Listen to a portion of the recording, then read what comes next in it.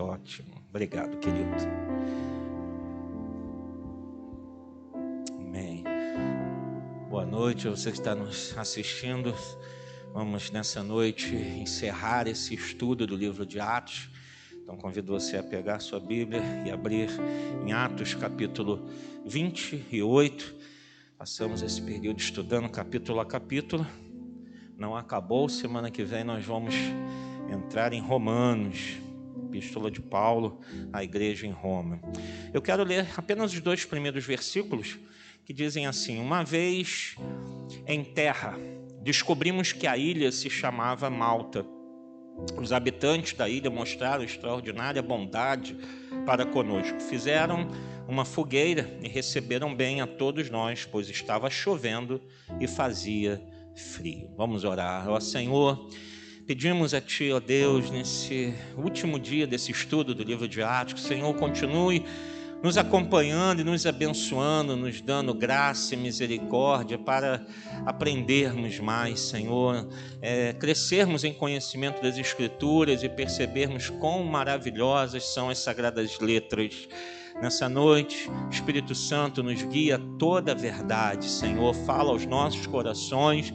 Que o Senhor seja gracioso conosco. Também te peço, ó Deus, por mim, que sou Deus, teu profeta, Senhor, que o Senhor me ajude, me dê graça também, Senhor, para que eu possa falar aquilo que está em teu coração e que juntos, como igreja, o Senhor nos edifique, nos fortaleça. Abençoa também a cada um que está assistindo esse vídeo, esta pregação, que o Senhor também esteja visitando esse lar, essa vida, em nome de Jesus. Te agradecemos desde já e oramos o nome de Jesus Cristo, que a igreja do Senhor diga amém. Pode se assentar, tome o seu lugar. A gente viu semana passada que o navio, depois desses dias, estando nessa tempestade, sem conseguir dar um rumo, deixaram que o navio pudesse encalhar. E encalhados eles desceram e chegaram até uma praia. E aí, aqui no capítulo 28, diz que chegando em terra, eles, certamente pessoas vieram recebê-los, foram até lá ver o que estava acontecendo, viram aquele navio encalhado, as pessoas descendo, pulando no mar, chegando à praia, e foram lá acudir e descobriram que se chamava Malta, a ilha de Malta, que tem até hoje. E essa ilha, ela fazia parte da rota marítima. Não sei se os irmãos lembram que a gente falou até dos navios alexandrinos. Eles saíam do norte do Egito, na cidade de Alexandria, e rumavam até Roma. Roma, uma cidade grande, centro, capital do império, então precisava ter mantimento para aquele povo todo. Então, muitos navios faziam esse percurso para levar grãos, levar alimentos, para a cidade de Roma. E um dos portos que fazia parte, que era ponto de escala, era a ilha de Malta. Eles paravam ali os navios, alguns já descarregavam ali para distribuir por toda a Itália, e outros seguiam até mais à frente. A gente viu aqui que os nativos, as pessoas habitantes, foram até eles e mostraram extraordinária bondade para conosco. Lucas narrando isso, eles nos receberam ali, as pessoas vieram acudir, porque viram que era um naufrágio, fizeram uma fogueira, receberam bem a todos nós, pois estava chovendo e fazendo frio. A hospitalidade para os antigos, para a gente hoje, a gente vive numa outra época, uma outra sociedade, e a gente não entende bem isso, mas naquela época era comum a hospitalidade a pessoas que estavam viajando, principalmente a pessoas que passavam por desastres naturais, marítimos, náufragos. Então, quando eles viram aquilo, eles correram para acudir, para poder dar todo o suporte, toda a ajuda a essas pessoas. E a gente lembra bem que nós lemos, eram 276 pessoas ali dentro, provavelmente tinha de todas as faixas etárias, talvez crianças, idosos, pessoas enfermas, prisioneiros, soldados romanos, tinha de tudo, de línguas, povos, nações, tudo junto ali. Então, eles vão até ali, e nisso a gente vê Lucas colocando isso propositalmente, irmãos, como uma mensagem, lembrando que Lucas está registrando tudo isso como uma mensagem à igreja de Cristo Jesus. Então, ele está deixando algo também importante aqui. A gente pode passar momentos difíceis, mas uma coisa é certa: Deus sempre providenciará tudo para nós. A providência de Deus estará presente. Então, ao chegar nessa ilha, ao ver que todos estavam salvos, e mais ainda, para pensar, eles não tinham nada como hoje, equipamentos para saber onde está, GPS, né? Oh, meu Deus, satélites para poder orientar, não tinha nada disso. Eles chegam numa ilha e não sabem nem onde é que eles estão, nem que é ilha. Eles chegam até ali e falam, bem, pelo menos estamos em terra firme. Poderiam ter chegado a um lugar totalmente desabitado. Imagina isso. Né? A gente lembra até daquele filme, O Náufrago, né? Já pensou? 200, lá era só um homem, imagina 276 pessoas num lugar totalmente desconhecido, sem saber onde eles estavam. Lembra da narrativa de Lucas? Estava tudo escuro, eles não viam sol, nem estrelas, nada, nada, nada. E de repente eles chegam até ali e pensam, se não tiver ninguém, vamos ficar aqui esquecidos.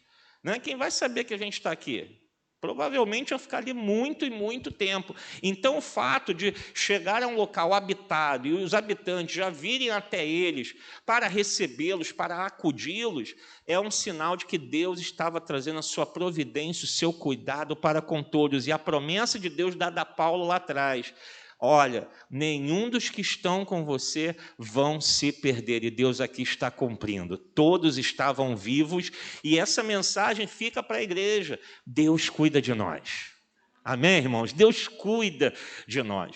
Os habitantes de Malta tinham descendência fenícia, mas não eram apenas fenícios que moravam ali. A ilha de Malta era habitada por muitos romanos e também soldados do Império que eram aposentados. Era um lugar, né, uma ilha agradável, então muitos soldados que se aposentavam iam morar na ilha de Malta. Então, Lucas vê ali que não eram apenas pessoas desconhecidas, né? Tinham romanos, tinham várias outras nacionalidades. Isso dá também um certo conforto, até na comunicação. Eles podiam falar o latim, o grego, certamente, que era uma língua universal. Então, isso dá também uma tranquilidade na comunicação para que eles pudessem ali passar esse período. A gente viu aqui que Lucas falou que logo a população acendeu uma fogueira para aquecê-los. A gente, lembra que eu falei semana passada? Eles estavam em período do inverno. Esse navio tinha sido talvez um dos últimos, né, tentando esticar um pouquinho mais para ganhar um pouco mais do Império Romano, mais uma viagem levando alimentos a Roma. Então, ele dá uma esticada, só que eles pegam essa tempestade e pegam justamente o período de inverno, em que as navegações eram suspensas, de mais ou menos aí outubro para novembro, algumas vezes até setembro, até fevereiro ou março. Não havia navegação, eles paravam tudo, porque o risco de acidente, de naufrágio, de perda era altíssimo. Então, eles suspendiam toda a navegação, e isso só retornava lá para março ou até abril, isso dependia muito do clima. Então, a gente está falando aqui que estava no inverno, e Lucas registra que estava frio, estava chovendo. Então, você pensa, eles saem do navio, se jogam na água, chegam àquela praia encharcados da água do mar, chovendo e frio. Sabe quanto que fazia na ilha de Malta, naquela época, nesse período de inverno? Menos 15 graus na chuva. Essa era a temperatura que eles estavam enfrentando naquele dia. Molhados, menos ainda, porque quando você está molhado, a sensação térmica é pior. Então, ele estava ali congelando, por isso que os habitantes acendem logo uma fogueira para tentar aquecê-los, tentar de alguma forma já evitar uma perda maior, né? Então, Lucas está colocando esse cenário, que ainda é um cenário preocupante, mas eles pelo menos chegam até aí. Versículos 3 e 4. Paulo ajuntou um monte de gravetos, Quando os colocava no fogo, uma víbora, fugindo do calor, prendeu-se à sua mão. Quando os habitantes da ilha viram a cobra agarrada na mão de Paulo, disseram uns aos outros: certamente este homem é assassino, pois, tendo escapado do mar, a justiça não lhe permite viver. Vamos dar uma paradinha aqui, vamos entender. Primeiro, mais uma coisa importante que Lucas registra aqui sobre a personalidade, o caráter de Paulo, e mostrando, obviamente, a postura cristã dele. A gente já falou lá atrás que Paulo, no navio, ele providenciou alimentos para os soldados romanos na viagem, né? Paulo mostra a hospitalidade cristã. E aqui, o que Paulo faz? Ele é o náufrago, prisioneiro, mas ele sai catando gravetos para fazer a fogueira ou manter a fogueira acesa. O serviço cristão, irmãos. Como cristão, deixa a sua marca em servir ao próximo. Paulo podia ficar quietinho lá, podia pedir aos seus companheiros ou alguém, ó, pessoal, tem que pegar e a fogueira vai apagar. Não, ele levanta, ele começa a catar gravetos, madeira, para tentar colocar ali para a gente, né? Está chovendo, está frio, manter uma fogueira acesa é mais complicado ainda, mas Paulo vai lá e sai mostrando essa disposição em servir a todos que estão ali, não só pensando em si, mas pensando em todos. Então, muitas das vezes, a igreja deixa a sua marca, não é porque faz um evento grande. A marca da igreja não é ter um representante político, a marca da igreja não é ter um grande templo, não é isso que às vezes a igreja pensa em querer deixar, mas é tão simples. Só no servir, no estender a mão, no ajudar aquele que chega e está necessitado. E você fala, olha, aqui é o local que você vai encontrar a graça de Deus. Então, Paulo se dispõe a isso. E Lucas registra esse momento. Ele se levanta e começa a catar os gravetos. Só que acontece uma coisa, a gente viu aqui, uma cobra pula na mão dele, que ele vai pegando os gravetos, e uma cobra se agarra na mão dele. Por que acontece isso? A cobra, e geralmente as cobras que existiam naquela época, ali na ilha de Malta, primeiro, não eram venenosas, só que eles não sabiam disso, isso a gente sabe hoje, né? Então, uma cobra pular em alguém, a pessoa fica desesperada. Só que a cobra, no frio, ela fica rígida, ela fica parada, durinha ali, parecendo um graveto. Então, provavelmente, Paulo, ao pegar esses pedaços de galhos que ele está levando, ele pega também nessa cobra. Quando ele chega perto da fogueira para jogar aquilo no fogo, o que acontece? O calor, o fogo, faz com que a cobra se agite. Ela se aquece e ela volta ao normal. E ao ver que ela está ali na mão de Paulo, ela pula na mão dele e o fere, né? Nos tribunais daquela época, era muito comum o sobrevivente de naufrágio ser inocentado. Então, isso também é curioso ser colocado aqui. Lucas não está... Eu não sei se os irmãos lembram, lá no iniciozinho, quando a gente começou a falar, desde o início do estudo, que um dos propósitos do livro é justamente dar indícios, dar ferramentas para a defesa do evangelho e do cristianismo. Então, um dos pontos em que pesava muito nos tribunais é um sobrevivente ao naufrágio ser inocentado. Por isso que Lucas está batendo nessa tecla aqui, olha, não é possível que Paulo seja condenado, não é possível que ele seja um réu, que possa dizer que tem alguma culpa nele. Olha, ele escapou de um naufrágio. Olha, ele escapou até de uma picada de uma cobra. Isso tudo está acontecendo como argumento para a defesa dele mesmo, para ser usado. Então, isso era comum, chegar no tribunal, olha, mas ele escapou de um naufrágio, então, não, ele deve ser inocente, senão ia acontecer alguma coisa com ele. Eles levavam muito isso em conta. Só que, para os habitantes da ilha, a gente viu aqui que eles ficaram meio preocupados, né? Eles olharam e falaram assim, poxa, o cara escapou do naufrágio, mas aqui em terra a cobra vai e pica ele para matar ele, porque escapar de uma morte, mas de repente morrer, e o que ele estava esperando é que a cobra fosse venenosa e Paulo iria morrer daquele veneno. Então, eles estão aguardando Paulo definhar e ficam olhando, né? O que iria acontecer com ele. E morrer na mão de um animal, né, que pudesse atacá-lo, como a cobra fez.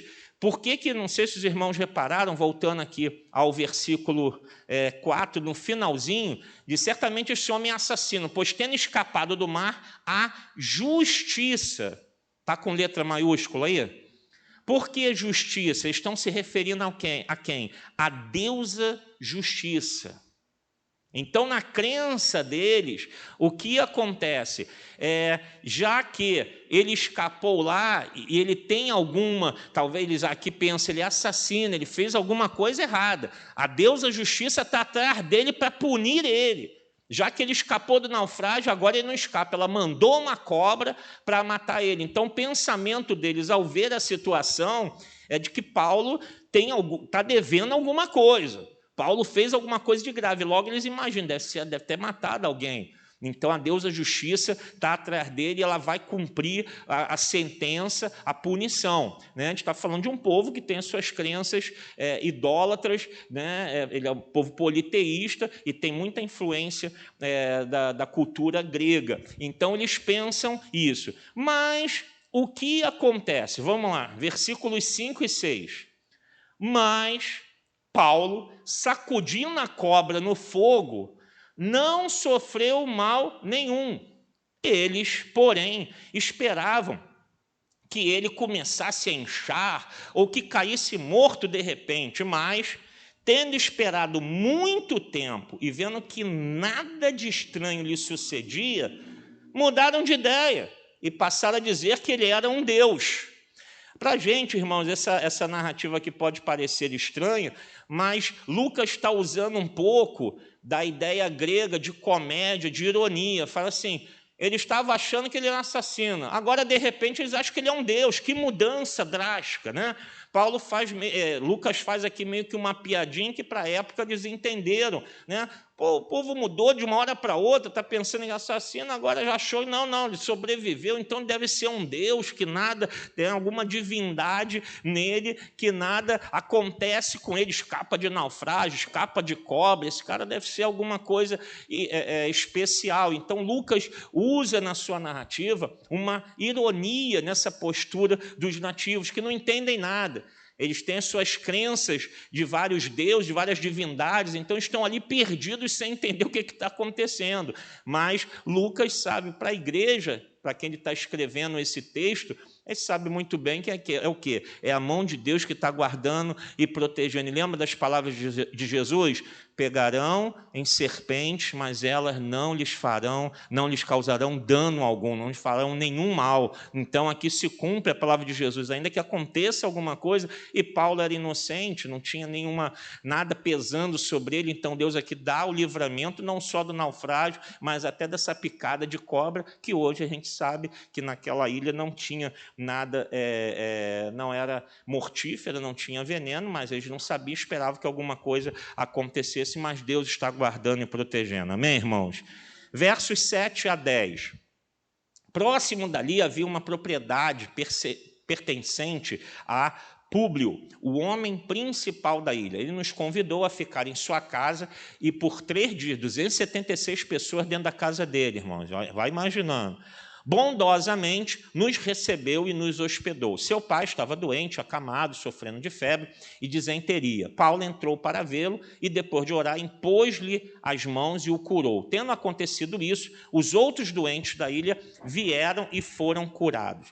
Eles nos prestaram muitas honras e, quando estávamos para embarcar, forneceram-nos os suprimentos de que necessitávamos. Bem, primeiro, esse Públio. Públio é um nome latino, né? Um nome que tem origem no latim, então, ele, se não fosse romano, ele teve a cidadania romana. Quando fala que ele era o principal da cidade, da ilha, ele era um alto oficial, certamente, né? E por estudos, né, registros da época, eles sabem que quando se fazia essa narrativa, colocava essa identificação que a pessoa era um alto oficial, e mais, sabe-se já que ele era, na verdade, o governador da ilha. Ele era a autoridade colocada pelo Império Romano para governar toda a ilha de Malta. Então, esse homem chama, né, dá abrigo a eles, a gente fala mais uma vez da hospitalidade, que era comum, ele vê a situação de necessidade daquelas pessoas, naufrágio, frio, chovendo, aquilo tudo, então ele dá o abrigo para dar o amparo para que possam sobreviver. E os recebe ali na sua casa. Então, a gente vê que o pai dele estava com febre, né, e disenteria. Provavelmente em decorrência da malária, que era comum naquela época, ou talvez a febre também possa ser em decorrente da disenteria. Então, o pai dele estava ali passando esse momento, mas Paulo orou e ele foi curado, assim como todos aqueles da ilha vieram até ali, Paulo foi orando. Lucas também era doutor, né, era um médico, então deu alguns cuidados, e assim os dois, seja pela oração ou seja pela prática médica, ajudaram todas aquelas pessoas na ilha. O que acontece? Era comum também para aquela região, para os antigos, quando alguém fazia um benefício a você, você retribuía com presente. Hoje, né, alguns ainda fazem isso. Poxa, a pessoa me fez um bem, vou dar um presente, vou dar um agrado, né, alguma coisa para que retribuir de alguma maneira aquilo que a pessoa fez. Então, eles se sentiram tão agraciados pelo benefício da cura das enfermidades que eles reuniram presentes, honrarias, né, e deram a eles, como o Lucas coloca aqui, forneceram-nos os suprimentos que necessitavam para o restante da viagem. Eles têm que ir para Roma, então eles perderam tudo no navio, não tinham mais nada, né? Então eles dão alimentos, roupas, eles providenciam tudo até como retribuição pelo que Paulo e Lucas fazem por eles ali. Bem, vamos adiante, verso 11, primeiro, né, a chegada a Roma. Passados 3 meses, olha só, eles ficam 3 meses ali na ilha, embarcamos num navio que tinha passado o inverno na ilha. Era um navio alexandrino, né, vindo do mesmo lugar, lá da cidade de Alexandria, no norte da África, que tinha por emblema os deuses gêmeos Castor e Pólux. Bem, vamos falar sobre isso. Primeiro, os mares, né, isso já tem por pesquisa e verificação dos estudiosos e historiadores, que naquela época os mares voltaram a ficar navegáveis provavelmente entre o dia 7 ou 8 de fevereiro. Então, olha quanto tempo se passa. Então, ali o naufrágio acontece de setembro, outubro para novembro, eles chegam ali na ilha de Malta, ficam até o início de fevereiro. E isso porque o tempo estava bom, o inverno não foi muito rigoroso, porque, como eu falei antes, tem registro que às vezes o inverno se esticava até março, e talvez até lá para o finalzinho de março, e só depois que as navegações retornaram. Então, aqui, até isso é adiantado, e eles conseguem voltar a navegar e falar, opa, podemos seguir viagem. Chega lá na cidade, na ilha, um navio alexandrino, né? Por que esse navio aporta ali? Porque ele está fugindo também do inverno. Ele deve ter saído de Alexandria, a coisa ficou feia, opa, vamos parar aqui, vamos esperar até passar o inverno para a gente seguir viagem, né? Como a gente já falou antes. Então, ele fica ali, quando vê que o tempo melhora, ele fala, bem, vamos seguir. E ele fala, opa, vamos levar todo mundo com a gente, né? E Lucas registra aqui sobre essa insígnia, né? Eles carregam ali o emblema dos deuses gêmeos, Castor e Pólux, né? Porque era comum os navios da época carregarem a imagem do Deus que era o Deus protetor, o patrono daquele navio. Então, cada navio tinha o seu Deus patrono e protetor. Nesse caso aqui, né, Castor e Pólux, que eram heróis gêmeos, e eram filhos de Zeus e muito populares naquela região. E os navios colocavam na proa, na parte da frente, a imagem do Deus que era o protetor, para que eles pudessem carregar, ia lá na frente, está protegendo o nosso navio, está protegendo a gente de qualquer mal, né? A gente sabe que, obviamente, isso não traz proteção nenhuma, mas era a crença daquelas pessoas. Verso 12 a 15. Aportando em Siracusa, eles seguem viagem, ficamos ali 3 dias, dali partimos e chegamos a Régio. No dia seguinte, soprando o vento sul, prosseguimos chegando a Puteoli no segundo dia. Ali encontramos alguns irmãos que nos convidaram a passar uma semana com eles. Olha como o cristianismo está se espalhando, né? Já tem cristãos em tudo que é lugar. Onde eles chegam, tem um grupinho, tem uma igreja lá, tem um grupinho de irmãos reunidos. E depois fomos para Roma. Versículo 15. Os irmãos dali tinham ouvido falar que estávamos chegando e vieram até a praça de Ápio e as 3 vendas para nos encontrar. Vendo-os, Paulo deu graças a Deus e sentiu-se encorajado. Bem, Siracusa ficava a mais ou menos 150 quilômetros de Malta, então eles percorrem todo esse caminho navegando. Para chegar em Puteoli, mais ou menos aí 140 quilômetros também de navegação. Para que eles pudessem chegar a Roma, eles iam percorrer aí mais ou menos 200 quilômetros, de 190 a 210 quilômetros até chegar em Roma, só que eles não foram, né, não iam de navios, tinham que ir por via terrestre. Qual o caminho que eles iam pegar? A famosa Via Ápia, que era uma estrada que levava ao centro de Roma, muito conhecida, que cortava ali a Itália, né?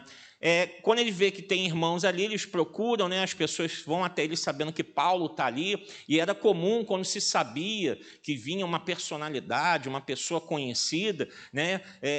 Criar as delegações para acompanhar aquela pessoa até o seu destino final. Então, quando eles ficam sabendo que Paulo está ali, eles reúnem o grupo, as pessoas vêm, liderança e tudo, vamos acompanhar, ele está indo para Roma, vamos com ele até Roma para percorrer esse caminho, essa estrada de cerca de 200 quilômetros. Aí você pensa assim, como é que Paulo era conhecido?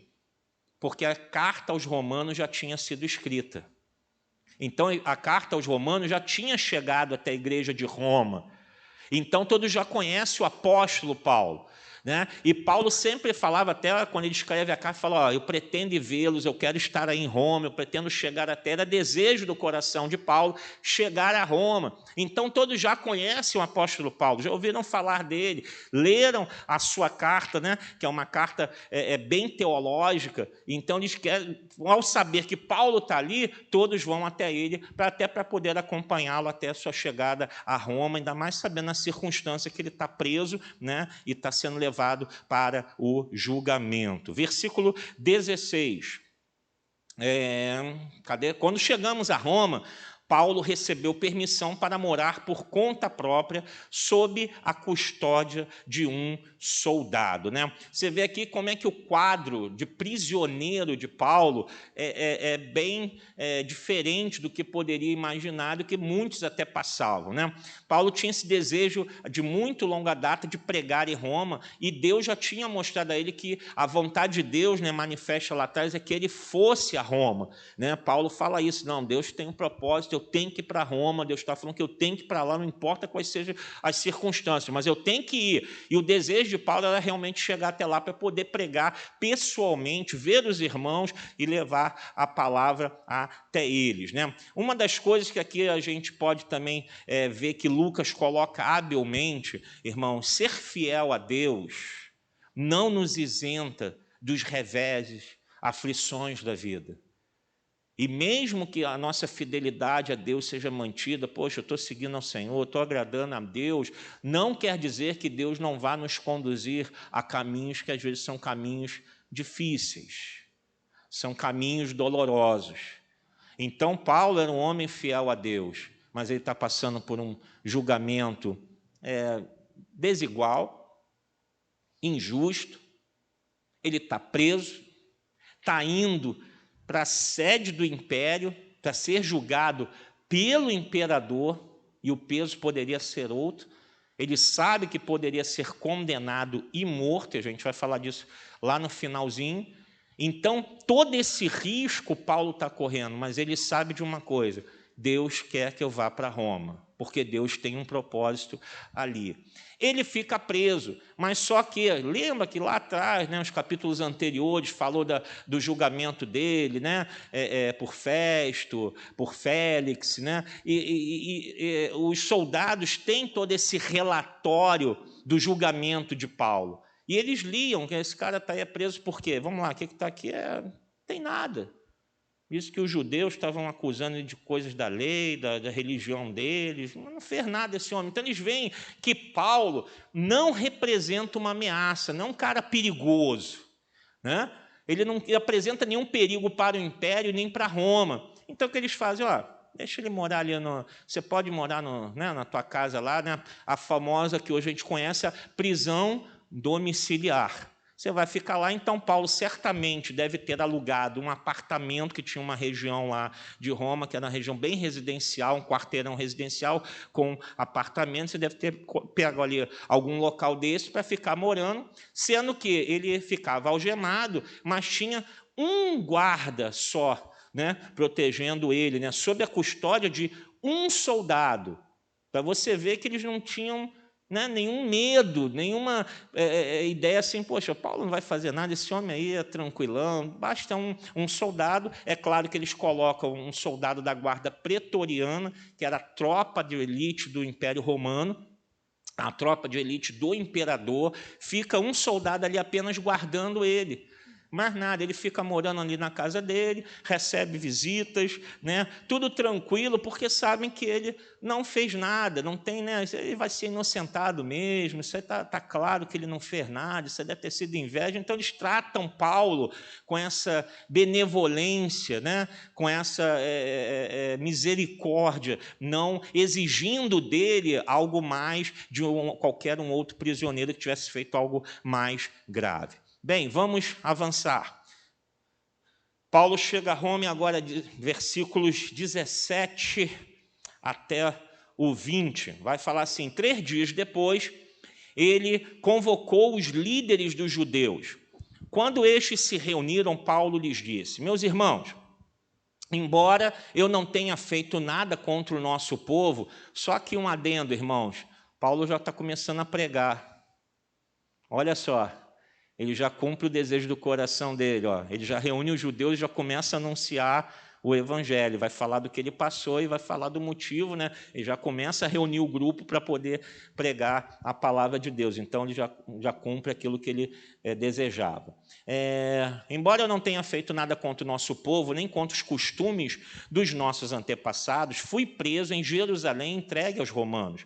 Eles me interrogaram e queriam me soltar, porque eu não era culpado de crime algum que merecesse pena de morte. Todavia, tendo os judeus feito objeção, fui obrigado a apelar para César, não, porém, por ter alguma acusação contra o meu próprio povo. Por essa razão, pedi para vê-los e conversar com vocês. Por causa da esperança de Israel, e qual a esperança de Israel? O Messias.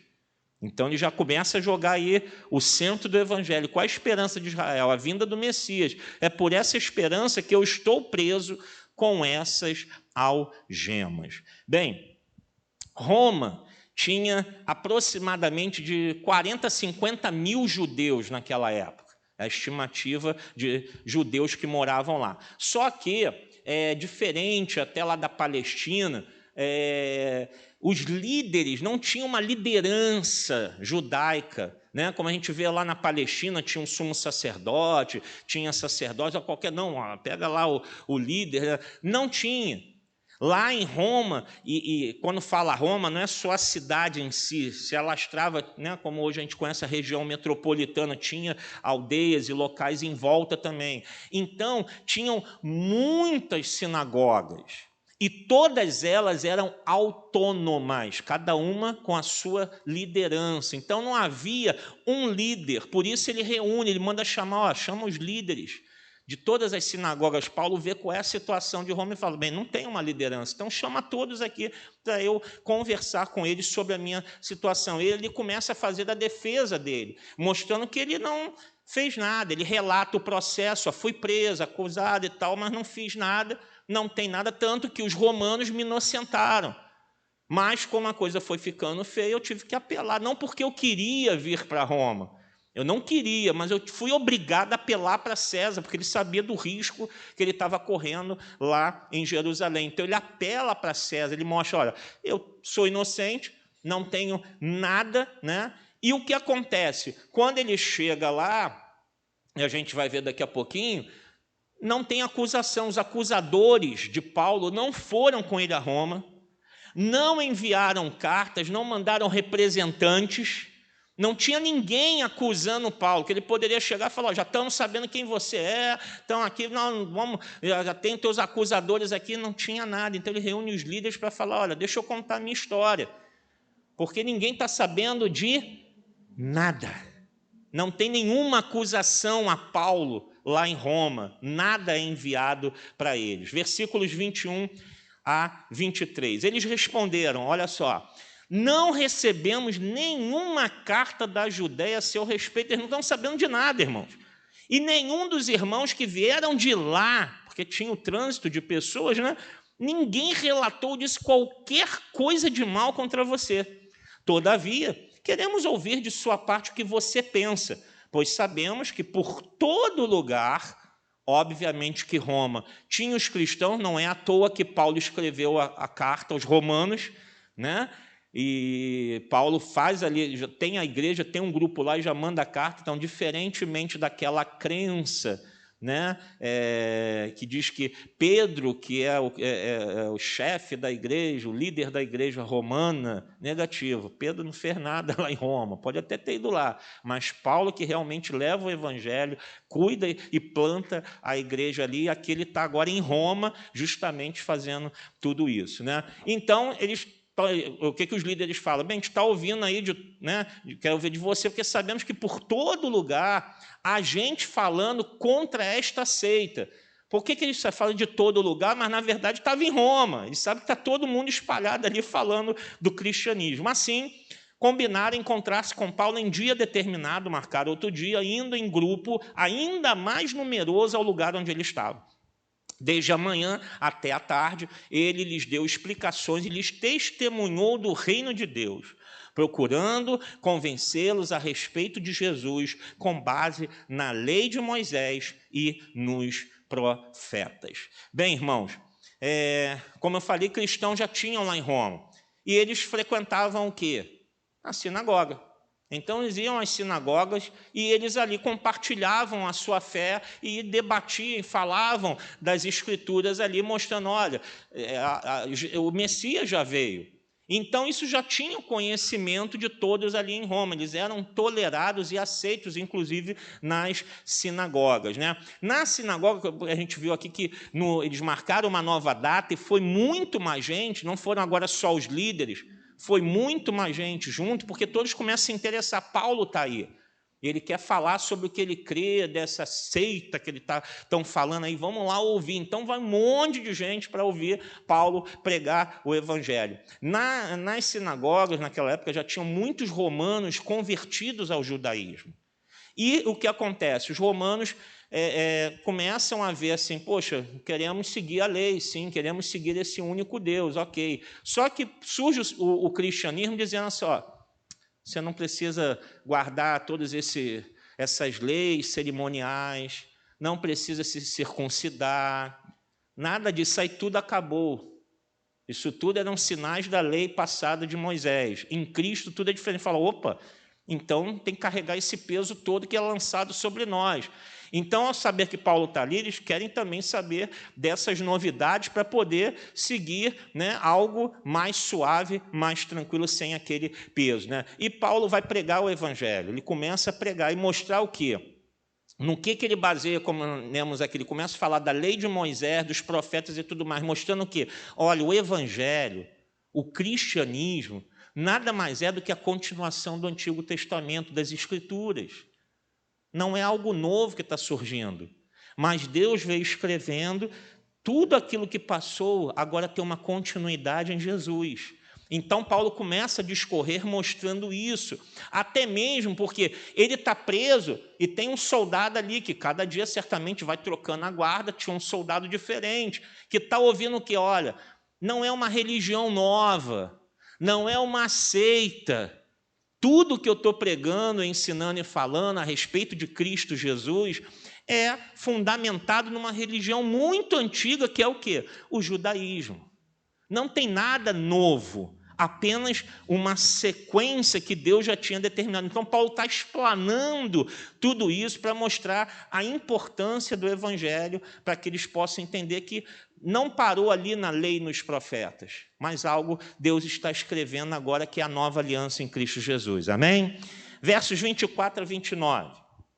Alguns foram convencidos pelo que ele dizia, mas outros não creram. Olha o racha aí, né? Alguns convencidos, que alguns começam, né, não só a crer, né, mas tem essa parcela dos romanos judaizantes, né? Versículo 25, discordaram entre si mesmos e começaram a ir embora, depois de Paulo ter feito esta declaração final: bem que o Espírito Santo falou aos seus antepassados por meio do profeta Isaías.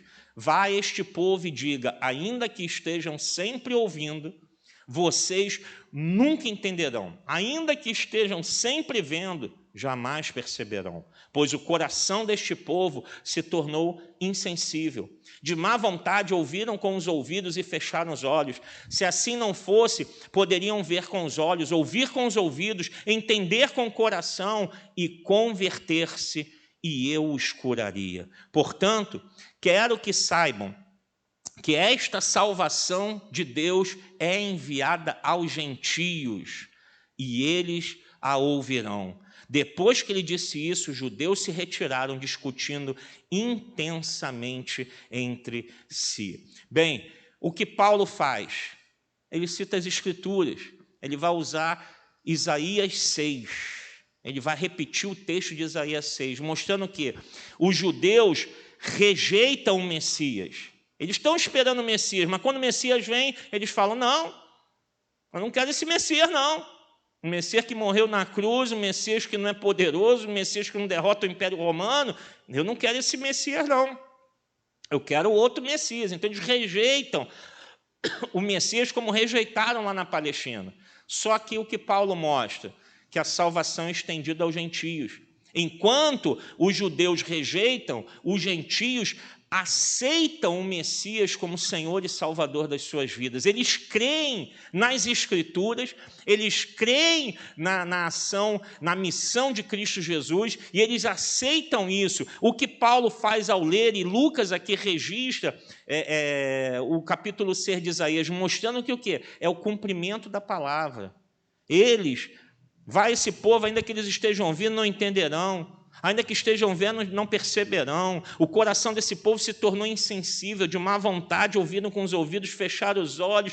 Se não fosse assim, poderiam ver com os olhos, ouvir com os ouvidos, entender com o coração e converter-se, eu os curaria, mas só que eles não querem.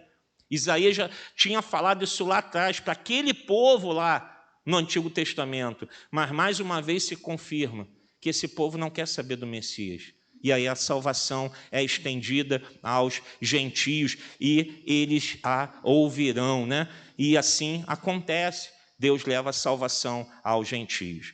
Versículo 30, já finalizando agora. Por 2 anos inteiros, Paulo permaneceu na casa que havia alugado e recebia a todos os que iam vê-lo. 2 anos, irmãos, Paulo fica preso nessa casa em Roma. 2 anos. Por que ele fica esses 2 anos? Esperando a acusação. Nenhum acusador vem lá da Judéia, da Palestina, para levantar, para fazer acusação no tribunal romano. Ele fica lá esperando. Cadê os acusadores? E 2 anos era geralmente o prazo máximo em que se aguardava. Então, por isso que Lucas coloca aqui, ele fica esses 2 anos. O que acontece? Ao final desses 2 anos, se não apresentassem acusação contra o acusado, o processo era encerrado.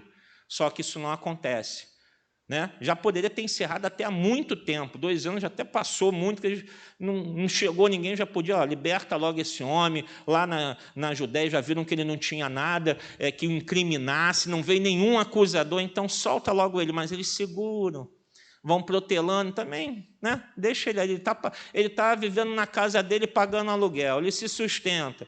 Só bota um guarda lá, que ele não é perigoso, né? Não vai criar nenhum problema, então deixa ele aí, né? Então eles meio que esquecem. O Império Romano está preocupado com esse Paulo, Deixa ele aí no canto dele, fica ali 2 anos. E ali ele recebe visitas, né? Porque ele continua a receber visitas? Porque ele não oferece nenhuma ameaça. E o que acontece nesse período de 2 anos? Paulo escreve as cartas aos Efésios, Filipenses, Colossenses e a carta a Filemão. Essas 4 cartas de Paulo são escritas justamente nesse período de 2 anos que ele fica preso em Roma. Ali ele direciona essas cartas aos seus destinatários. Versículo 31 para finalizar. E ele pregava o reino de Deus e ensinava a respeito do Senhor Jesus Cristo abertamente, sem impedimento algum. E assim termina o livro de Atos. Mas, primeiro, a gente vê aqui como Lucas finaliza esse livro. Paulo pregando diante da guarda romana, que a guarda estava ali, e ouvia. Você imagina em 2 anos quantos soldados romanos da guarda pretoriana, da tropa de elite do Império Romano, ouviram o evangelho através de Paulo. Todo dia trocando de guarda. Um de dia, um de noite, não sei como é que era a escala, talvez vários durante o dia, troca um, bota outro, e ele ficava ali tomando conta de Paulo, e Paulo recebe as pessoas e pregando o evangelho, pregando o evangelho. Quantos soldados romanos não ouviram a pregação do evangelho através de Paulo? Paulo prega. A gente está numa época ainda que Lucas está colocando um panorama, né? Para quem na época sabia, os cristãos ainda estão sendo tolerados, então ele prega abertamente, sem problema algum. Paulo está pregando o evangelho, falando de Cristo Jesus, não há nenhum impedimento do Império Romano. E Atos termina dessa maneira. Termina meio aberto, né? Acabou. Ele estava pregando o evangelho e ficou anunciando a Cristo Jesus e ponto final. Não fica meio a sensação assim, peraí, acabou, né? Mas a intenção de Lucas é essa, deixar isso aberto. Ele não tem, né? Ele não conta o final da vida de Paulo, ele não conta outros detalhes, ele para aí, mostrando que a pregação, por quê? Qual a mensagem que Lucas está transmitindo para a igreja, para nós? Que os atos do Espírito Santo e a pregação do Evangelho vão continuar até o final dos tempos. Não acabou, não parou. Os atos que a gente fala, que o título do livro, Atos dos Apóstolos, a gente falou isso lá no iniciozinho, poderia muito bem ser o quê? Atos do Espírito Santo, porque durante o livro todo a gente vê o Espírito Santo curando, salvando, libertando, transformando vidas, cuidando da sua igreja, libertando quando apóstolos eram presos. O Espírito Santo estava operando em todos os momentos. Então Lucas termina dessa maneira mostrando, olha, ele pregava o reino de Deus, ensinava a respeito do Senhor Jesus abertamente, sem impedimento algum. Parou não, está em aberto. Os atos do Espírito Santo vão continuar até o final dos tempos. Deus continua operando na sua igreja. O evangelho tem que continuar a ser pregado dessa maneira. Pregar o reino de Deus, ensinar a respeito do Senhor Jesus, sem impedimento algum, abertamente. A igreja tem que continuar fazendo isso até o final dos tempos, até Cristo voltar. Esse é o nosso papel e é isso, a mensagem que fica ali. Mas para dar o panorama, para a gente, só para você saber o que acontece com Paulo, né? Que não está registrado aqui, mas tem os registros históricos. Paulo é solto no ano de 63, ele é preso aí por volta do ano 60, 61, então ele fica mais ou menos 2 anos preso, ele é solto. Nesse período que ele é solto, ele escreve a carta de 1 Timóteo e a carta ao jovem pastor Tito. Depois, em 64, começa a perseguição com o imperador Nero. Ele veio para cima da igreja, dos cristãos, de toda forma, matando. Foi um período de perseguição severa e cruel. Aproximadamente, alguns estudiosos creem, então não estou botando isso como uma data certa, alguns acham que foi no ano 64 e outros foi no ano 67 que Paulo voltou a ser preso. Novamente, por causa desse período de perseguição, ele é preso novamente. Nesse período que ele é preso pela segunda vez em Roma, ele escreve 2 Timóteo, né? Nesse período que ele fica solto, alguns creem que ele tenha ido à Espanha, como ele fala em alguns livros dele, olha, eu pretendo esticar e ir à Espanha, pregar o evangelho lá. Então, alguns creem que ele tenha ido lá, né, e viajado, pregando o evangelho por várias outras cidades e locais. Ele é preso em 67 e provavelmente nesse ano, no máximo em 68, mais provável tenha sido em 67, ele morre decapitado por ordem do imperador Nero, né? Atos é um livro que deixa marcado uma coisa. Lucas deixa isso como um tratado de uma defesa jurídica e filosófica do evangelho. Ele dá armas, ele municia a igreja para ver que tem como defender o evangelho, pregar o evangelho e ter argumentos, né, não só para a igreja naquela época, mas em todas as épocas, de defender o evangelho de uma forma concisa perante tribunais e perante as pessoas na sociedade.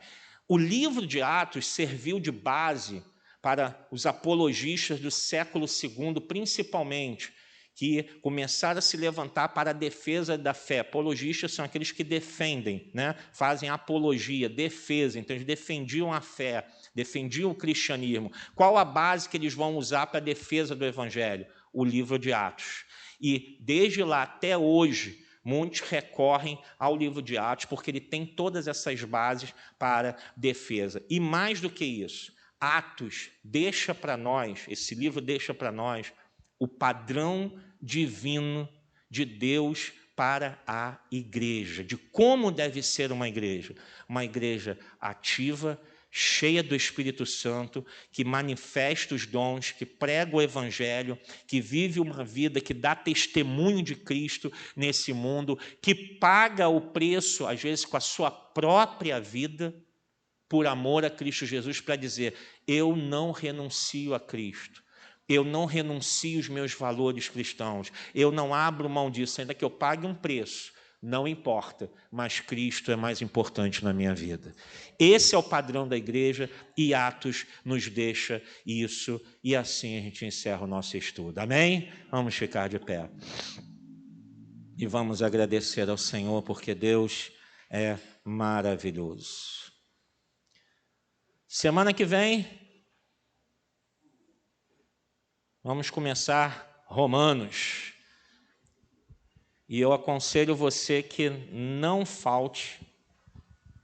E caso você, alguma quarta-feira, tenha necessidade de faltar por trabalho ou alguma coisa, que você depois ouça. Porque Romanos é um livro que fala sobre teologia. É um livro bem denso, a gente vai tentar ser o mais simples possível, só passando de uma forma como a gente tem feito, né, superficial, dando algumas diretrizes, mas se você não assistiu o primeiro, segundo, terceiro capítulo, vou no quarto, de repente você vai voar um pouquinho. Então, não deu para vir, pega a gravação, ouve em casa, assiste em casa para você acompanhar cada conceito, tudo que Paulo vai trazer para nós, para a gente poder seguir juntos. Eu tenho certeza que vai ser algo maravilhoso para a gente, né? Muito bom estudar o livro de Romanos, a gente vai aprender um pouco mais. Amém, igreja? Levante as suas mãos aos céus. Obrigado, Senhor, por finalizarmos hoje esse estudo, ó Deus, do livro de Atos.